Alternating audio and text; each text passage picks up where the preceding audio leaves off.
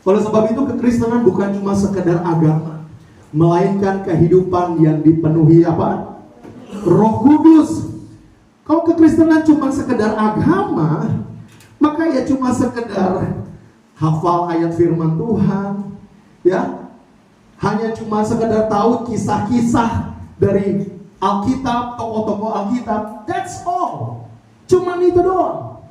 Tapi Anda gak bisa ngerasain karunia Roh Kudus yang begitu nyata membimbing dan memimpin kehidupan saudara, sehingga hidupmu semakin diperbaharui dari hari ke hari. Orang percaya yang tidak mengaktifkan peranan Roh Kudus, maka hidupnya tidak punya kuasa. Dengar baik.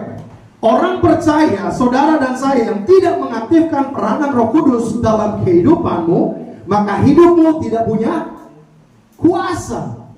Makanya firman Tuhan katakan kan tadi yang kita baca, kalau kamu akan menerima kuasa, kalau apa? Roh Kudus turun.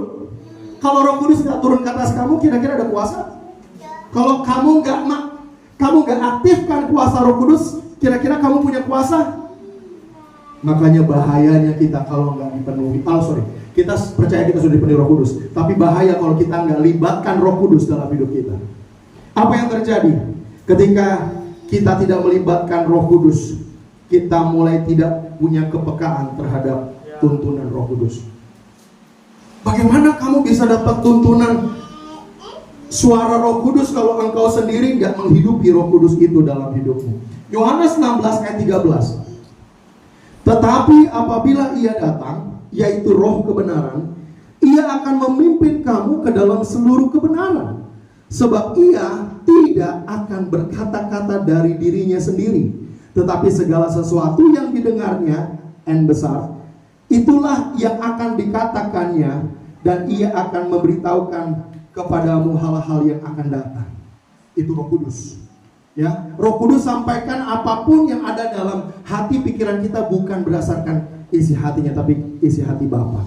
Jadi saudara, betapa pentingnya kehidupan kita yang dipenuhi oleh Roh Kudus. Saya percaya setiap kita hidupnya sudah dipenuhi Roh Kudus, amin.